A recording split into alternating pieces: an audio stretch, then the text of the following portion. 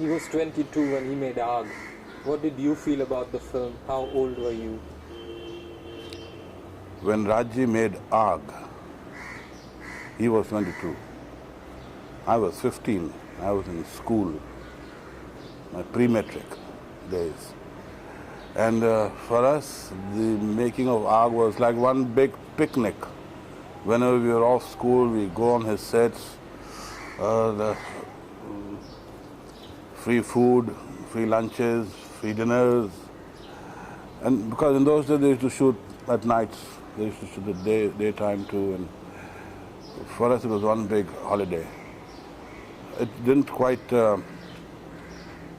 register that he was out there directing a movie, producing a movie for the first time. From an actor, he'd become an actor, director, producer. That didn't quite make much difference to us at that age. It was more the fun part of it, sitting behind Premnath's motorcycle, carrying lunch boxes from the Coronation Darbar Hotel and eating out together. Fun time. It was much later when I left school and I joined the theatre professionally, I mean regularly, that it became quite clear. Because I took up his roles then. I was playing the roles that he had lived on the stage, and but he now moved over to complete cinema. He had his own studio and he started making movies. And I quite understood then what it meant to be an actor and what was he doing as an actor, director, producer. Well, did you feel Aag was too serious, too ahead of its times? Well, in retrospect, I can say that now. Yes, it was.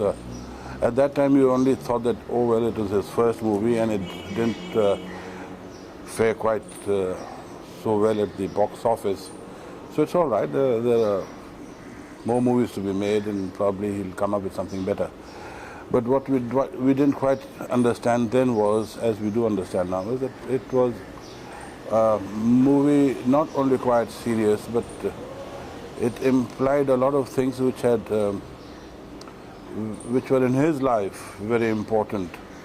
What he had grown up and wanted to do, and had understood what he'd wanted to do, and he tried to get it across on the screen. It was a little heavy stuff to be understood, which gradually he was able to grow up with, and he put it across better in his later movies. Did he ever want you to assist him? Did you ever want to be an actor with him? Assist, I did. I assisted Raji in his movie Avara. As a matter of fact, I gave my first clap as an assistant director on the sets of Avara at RK Studios when they were shooting that particular sequence where he comes in to wish her happy birthday and has robbed the necklace from Papaji, my father. And that was the first time I gave a clap, and I fumbled and I got a hell of a lot of shouting and I nearly got thrown off the sets. But I did work for a little time as an assistant whenever we got time off. I was on the stage with my father then, and as I said, again it was fun time being with the RK unit, going up there. I also did a little bit of, I didn't act a role actually, I was one of the extra boys in that song of Cuckoos doing one, Ek, Do, Teen, Aaja Mausam Mein Rangeen, that sort of a thing. And I was also one of the crowds with a berry on my head. And I was, what, 17, 18 years. And as for wanting to act with him, I never got the opportunity till it was very, very late. I worked in Prem Rog. Did he direct with an iron hand, or was he kind of easy? Oh, he was very easy. Fabulous as a director, because well, he knew what he wanted. He wasn't waiting for you to tell him what he wanted or what he should be doing. It's actually people who don't know what they want, that they keep on experimenting at your cost, and then they pick up and choose what they think is best. He knew what he wanted, so he didn't have to go hither and thither. And as for a stern hand, no. It's like he had the remote in his hand and he made you blend colors a little high, a little low, a little this way, that way. He could do, sitting on his chair, he could direct you. I mean, if you were tuned in with him, if you knew exactly. As a director, what do you think of his technique, his choice of subjects? His choice as subjects has been, as I said earlier, the most difficult terrain, because he started with a very serious subject, basically, it being more a part of life as he understood it, and he dwelled further into it when he made a romantic picture, musical like Barsat, which was not a light movie, again, to start with. It was a romantic musical picture, but it had its serious moments, and it was basically a very serious picture. And then he went on to make that historical, legendary, the giant of a movie, and I think in his life, which was Avara, which had a great, not only a social setup and an in-depth study of the pattern of life in India itself, because that picture appealed to a lot of people outside India too, because it had a universal appeal and a universal setup of life as it is. But that was his way of thinking out his movies. Even in later stages of his life, when he made, as people said, he made commercial movies, and he made movies which were more sex-oriented. Even then, he had a lot of things to say in those movies. He had a lot of message. He spoke a lot through his movies of what he thought. And he was a serious thinker, basically. It looked like a Charlie Chaplin type, but no, he had a lot of things to put across, and which I think to a very large extent he was very successful. How would he think? Would he shut himself in a room, or would he think in a crowd? Oh, he was thinking all the time. He didn't need to shut himself in a room. If he was talking to you, probably he wasn't talking to you in the first place. I think he was thinking about the movie and the next shot, or probably the next song that he's going to record or picturize, or the next scene which he was going to. You never could tell whether he was there at that moment or not, because his movies was a complete obsession with him.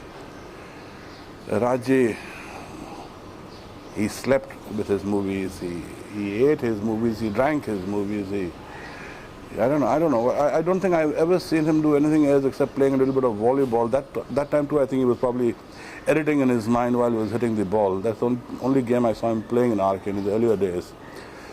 He was completely a movie man. Do you think Sangam marked a shift from his early black and white movies in a significant way? He was to make Sangam a long time earlier, as a matter of fact, under the original name of Gharonda. It was written by Indarajanan. And as a matter of fact, if I do remember correctly, Raji wanted Mr. Dilip Kumar to play the role of what Rajendra Kumar eventually did. He was to do the role that he played, and this was much, much earlier. This was, I think, very much nearer the Avara time. But then, of course, it never got down to it. And then eventually he went on to make 420, and then he made Jis Desh Mein Ganga Behti Hai. And after that, I think there was still a last-minute try to get Yusuf Saab to do that role. I think they didn't see or meet eye to eye on the. If I remember correctly, again, as I said, I haven't heard this directly from either Raji or Yusuf Saab, but I do remember having heard that Yusuf Saab said that I don't mind you doing that role and me doing this role, but I don't want you as a director. Let there be a third director to it, so that he is fair to both of us. So Raji felt very hurt about this, because he says, my baby, it's what I want to do. It's like asking me to get out of the movie and just act as an actor. No way. So then he reconciled with the idea of making it on a different pattern altogether. Color was coming in very strongly in those days, and so he chose a different medium. He went in for color, selected Mr. Rajendra Kumar for that role, and he was very successful. Very successful. Because I remember an incident very vividly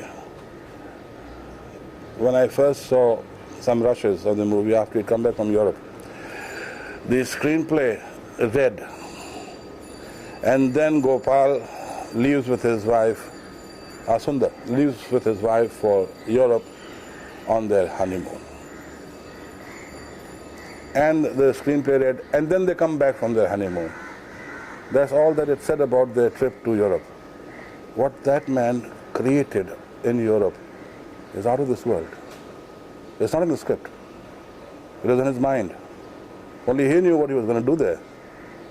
And what he did of that particular portion, besides of course the whole picture being fabulous, but that particular portion of making 7 to 8 reels of time spent in Europe is completely a director's medium of thinking, and no one knew about it. What were his strongest points as a director, according to you?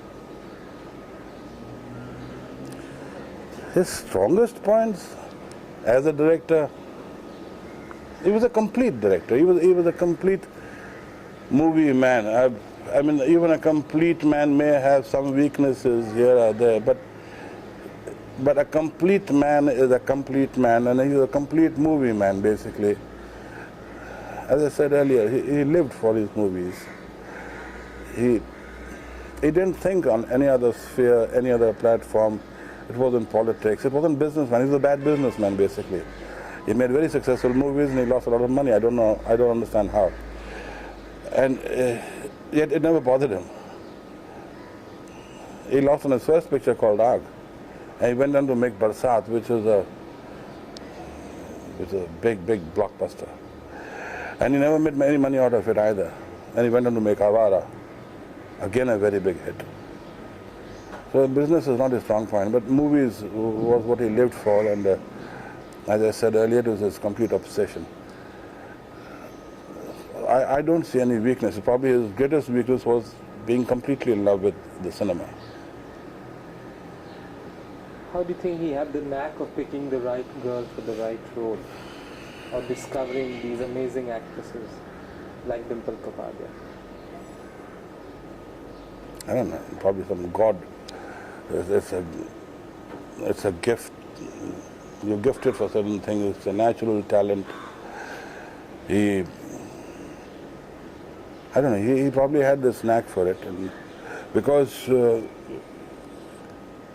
as I said earlier, I probably wouldn't have gone ahead with Sangam either if he didn't know that he was casting it correctly. Because he did shelve Sangam for quite many years because he didn't get Mr. Dilip Kumar to work in it. And at that time he had Nargis to work in it. Now he didn't have Dilip Kumar, he didn't have Nargis. So he had to make 2 good castings, and he did.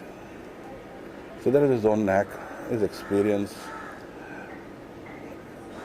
As I said, he knew exactly what he wanted, even from a newcomer.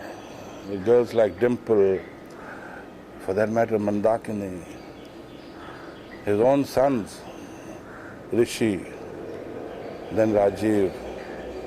Well, he knew what he wanted, and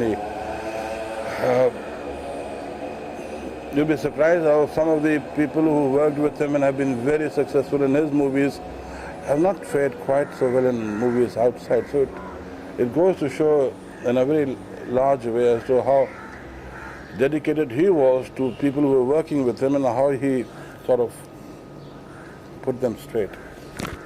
Do you feel he could create something out of nothing? He did, didn't he? He created a lot out of nothing. I mean, there are so many movies based on the Laila Majnu and He Ranja and Romeo and Juliet love affair theme and rich man's son and the poor man's daughter stuff of themes have been made all over the world. And he still picked up the same type of a subject, cast a new girl and he cast a new boy in it, cast a new set of directors, music directors, and he made a fabulous hit called Bobby, didn't he? He had that knack. It was his presentation, it was his way of making a movie that made the difference. And he was a music man basically also, therefore he knew exactly what he wanted in the way of music. All his movies, all RK movies for that matter, have had fabulous music, great music. Not music as we see it today. We had great melodies, music which you can remember, music you can listen to, you can still listen to. Do you feel he glorified women rather than exploit them as it is generally believed? I think he showed women as he saw women. It's very difficult for someone else to think the way he thought, or put yourself in his place and try to say as to how he saw women and the way he painted them. But perhaps that's the way he saw them, and maybe he wanted them to be, and that's the way he put them across.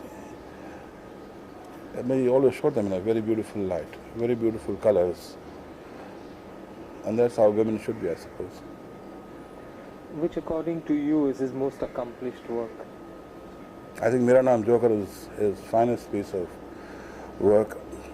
He got a little bogged down in the end of that picture because he had shot so much.